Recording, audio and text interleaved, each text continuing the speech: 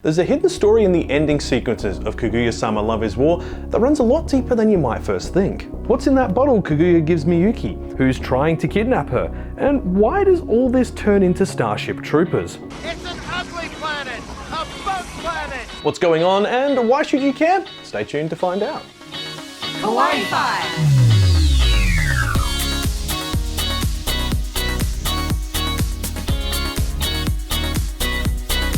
Konnichiwa, it's Kyle here, and this time we're talking about the battle of minds and hearts that is Kaguya-sama Love is War.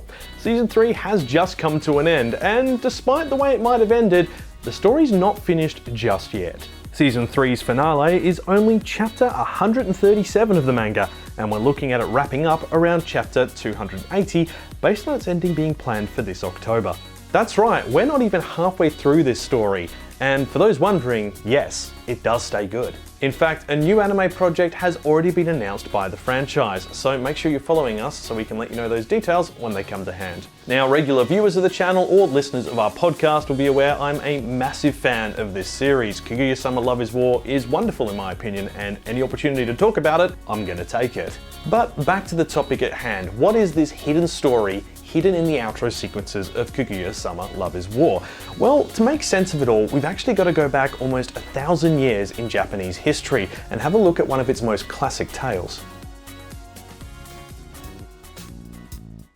Kaguya-sama Love is War is based on a traditional Japanese monogatari known as the Tale of the Bamboo Cutter and also known as the Tale of Princess Kaguya. And this story dates back to the 9th and 10th century, though its exact origin date is unclear. This story follows Princess Kaguya, a princess from the moon who is discovered as a baby inside the stalk of a glowing bamboo plant. After she grows up, her beauty attracts 5 men seeking her hand in marriage, each of who she turns away by asking them to bring her one of 5 impossible mythical objects. Kaguya eventually attracts the interest of the emperor, who is also rejected by her, but the pair remain in touch by letter, trading poems. 3 years pass, and in that summer, Kaguya reveals she is not from Earth and will be forced to return to the moon. She writes a note of apology to her earthen parents and another to the emperor. She leaves a small portion of the elixir of immortality to be given to the emperor along with her letter, which is given to the guard who the emperor sent to protect her. As she hands the elixir to the guard, the moon's envoy places a feather robe on her shoulders, immediately erasing all her connections and compassion for the people of Earth, before she ascends with her fellow Luminites to the moon. When the letter is delivered to the emperor, he's deeply saddened and tells his guards to take it and the elixir to the mountain closest to the moon and burn it, in the hope that his message would reach the distant princess. So, on top of Mount Fuji, they burn the letter and elixir of immortality, as the emperor does not wish to live for an eternity without being able to see her. There's a lot more to this story, and I highly recommend checking it out. We'll have some links in the video description for you to have a look through, because this story shows up everywhere, including even Naruto. Yeah, I wasn't expecting that either. Okay, so how does this all connect with the Tale of the Bamboo Cutter and Kaguya-sama Love is War? Well, every character in Kaguya-sama is based on one from that tale. Kaguya is naturally based on Princess Kaguya, starting the series as cold to all those around her and learning to care for others and to accept her own emotions. Without spoiling anything major, later in the manga, Kaguya finds herself in a situation similar to that of Princess Kaguya, where a choice between love and responsibility has to be made. Thankfully, this tale has a much more uplifting ending. Staying on the moon side of this, Hayasaka Ai is actually based on the celestial envoy from the moon, the person tasked with returning Princess Kaguya. The envoy isn't explicitly named in the original tale, but you noticed all of Hayasaka's belongings have stars and moons on them, helping to reinforce this point. Throw in the entire Hayasaka family working for the Shinomiyas, and you can kinda see the parallels.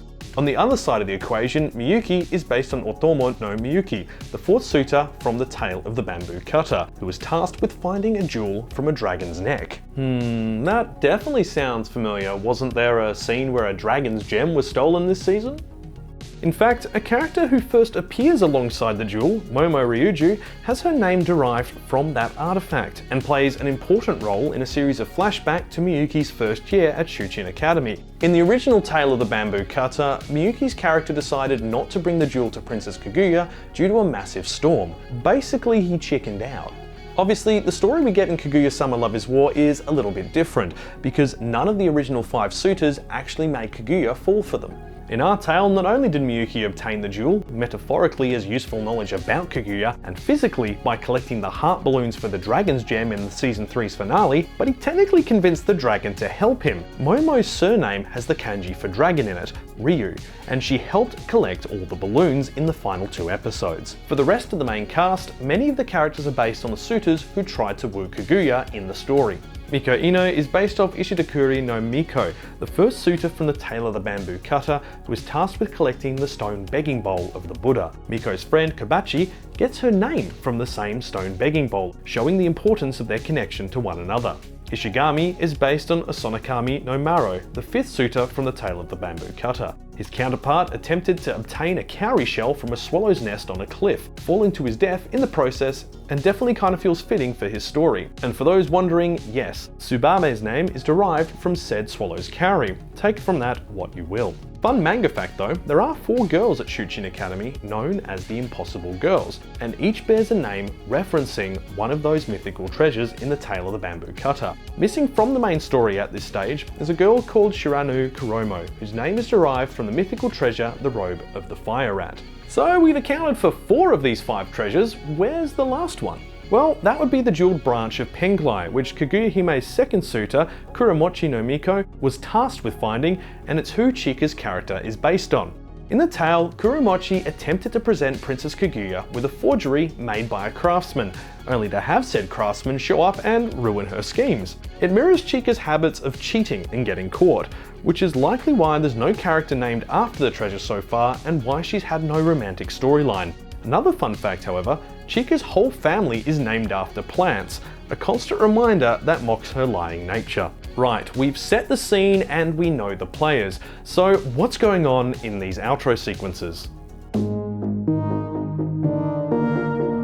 Across the season's outros, a tale is woven using the Tale of the Bamboo Cutter as its base. Obviously, we won't include the Chika dance or the rap battle ending, as their purpose was to help promote the series through viral marketing, which failed, as Sony copyright striked anyone who shared the footage.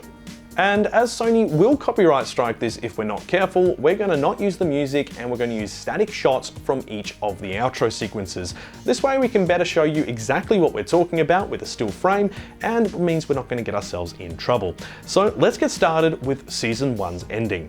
As some watchers may have figured out, the whole ending sequence is a metaphor for Season 1's finale and corresponds to chapters 44 and 45 of the manga, I Can't Hear the Fireworks, parts 1 and 2. It's also, unsurprisingly, a play on the Tale of the Bamboo Cutter, mirroring the moment Princess Kaguya is taken back to the moon, with Hayasaka reprising her role as the Celestial Envoy. We see Kaguya being told she has to go before being comforted by Hayasaka, with the pair next seen on board an airship/zeppelin. Hayasaka carefully watches Kaguya, seeing how this course of events is deeply saddening her as Kaguya remembers those she met while on Earth. At the same time, we see our 3 council members either in a flashback or preparing to take to the sky to rescue Kaguya. Take your pick.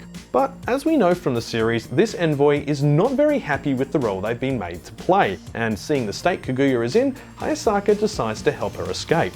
Kaguya grabs a rifle and as she shoots her way out of the Zeppelin, her dark frilled dress disintegrates, allowing her to spread her wings, a metaphor for the cloak that took away Princess Kaguya's emotions when she ascended to heaven. We see Kaguya falling through the sky, opening her wings and spotting Miyuki, who had come to rescue her in his plane. Kaguya takes his hand and the pair fly away, with Chika and Ishigami also in a plane, joining them before she's awoken in the student council room surrounded by her friends. It's a really sweet outro, and I honestly didn't appreciate how good of a metaphor it was for the story when I first watched it. Season 2's outro sequence doesn't really add anything to this story and is more focused on showing how Kaguya's relationships have changed with those around her. So keeping that in mind, let's skip on to Season 3 and what we're all really looking forward to. We start off with several quick shots that we're going to pause as they're actually pretty important and easy to miss. First up, we see a bottle, the elixir of immortality from the original tale, before we transition to Angel Kaguya, look closely at the wings, kneeling and an antenna-like crown being placed on her head by the shadowy Moonbug Council. In the next shot, her angel wings turn into the butterfly wings the other Moonbug people have, with Kaguya's hair turning white to match the cloak she is now wearing. We know this one quite well by now, it's the cloak which removes her emotions. Our next shot is the elixir again, before returning to Miyuki looking distraught and bloodied beside his plane. And as we zoom out, we can see him holding the elixir in his hand. Miyuki watches on as the airship takes off, knowing there was nothing he could do at that moment to get Kaguya back. But unlike in the original tale, Miyuki doesn't give up, drinking the elixir of immortality and going in for the long play. We see time flash through the eons to a much more advanced civilization thanks to the architectural transition, with the Shuqin Student Federation now the world's governing body, a nod to Starship Troopers' federal network. Our next two shots are also straight out of Starship Troopers, the first using the same font as FedNet, and the second mirroring a map in the classic film. But what on earth is Altimithu, I hear you ask? It's the moon, and a twofold play on words here. Would you like to know more? Artemis, one of Greece's lunar deities when romanized from Japanese to English, could be interpreted as Eltimus due to the lack of a native L sound. Tie in the Starship Troopers parody element where the bug's home planet is called Klendathu, and you can see what they slammed together to come up with this name. Another nice nod is the name of the operation, Takatori, which literally translates as bamboo cutter. See, I'm not reading too much into this. Next, we learn how we ended up here after Season 1's ending, as Miyuki sits on his spaceship bunk and remembers what happened. The Moonbug people came straight after Kaguya when she escaped from the Zeppelin, shooting down Miyuki's plane and forcing her to return to her people. As she leaves, she secretly hands Miyuki the elixir of immortality, and then the Moonbugs take her back onto the ship. And no, I don't know what to call them, so we're sticking with Moonbug people from here on out. We then see Maki having her love life ruined by her best friend again, so some things haven't changed. And then we see Hayasaka, originally charged with returning Kaguya to the moon in a military outfit, suggesting she was banished from Moonbug City for her actions. Never thought I'd say that line. Hashtag Moonbug City. We see a somber looking Kaguya followed by a close-up of the elixir of immortality for good measure, and is that Papa Shiragane's Moonwatch from this season? Why, yes it is. This next sequence is shot for shot from Starship Troopers' planetary invasion scene, from the drop pods to Miyuki and Hayasaka sharing a glance. We see Ishigami holding a heart from the series finale, and Miko looking shell-shocked before a close-up of Chika's helmet with the word Oni inscribed in it in hiragana. And yes, the ship name is also a reference to the film, The Graf Young, instead of the Roger Young. Once we're planetside, the council immediately runs into Moonbug Kaguya, sitting on a rocky outcropping surrounded by her Moonbug army. Chika immediately dies, by which I mean she fakes her own death with tomato sauce, very in line with her character's origin. I love how she looks like the sergeant from Starship Troopers here as well. The battle rages on, and at the critical moment, a beam of light comes down from the mothership to whisk Kaguya away. Also, can we just stop for a moment to talk about how disgusting those Moonbug Zeppelins are? I had to see it, so now so do you. Like, Moonbug flesh Zeppelins? Just no. An injured Hayasaka gives Kaguya's ribbon to Miyuki, mirroring Diz's death scene in Starship Troopers, and bringing the references here to an end. Hayasaka is not mortally wounded, giving Miyuki covering fire as he makes a mad dash across the battlefield towards Kaguya, who's ascending in the beam of light. When he jumps into the light, time appears to rewind. Both his clothes and his weapon revert back to the 1920 style we saw in Season 1's ending. As he reaches out to Kaguya, her hair turns from white back to black as her memories come flooding back. We see the rest of the student council nursing Chika, who is fine, of course, before a shot of the pair ascending into the mothership together as Hayasaka watches on and Miyuki's plane flies across the screen. Much like the first ending, Miyuki wakes up from the dream holding his cheek, suggesting Kaguya woke him up with a kiss. Tying the story in even more, Kaguya's wearing an inverted colour version of the black outfit she wore in Season 1's ending. And there you have it, the hidden story that is within Kaguya-sama Love is War's ending is the tale of the bamboo cutter, but an alternative version of it where Miyuki drinks the elixir of immortality and goes to reclaim Kaguya from the moon, with a heavy dose of Starship Troopers for some reason. Also, this final shot is just so perfect. It embodies the pair's relationship. It hints at what's to come after the Season 3 finale, which if you haven't seen it, go watch it. Do it now. If you want to know more about the tale of the bamboo cutter, I've put some links in the video description that I used for my research. Now, do be aware, because this tale is over 1,000 years old, the varying sources can contradict themselves. Take each of them with a grain of salt and see what story you find most interesting between them. There's also an anime film adaptation of the story by Studio Ghibli, which was done in 2013.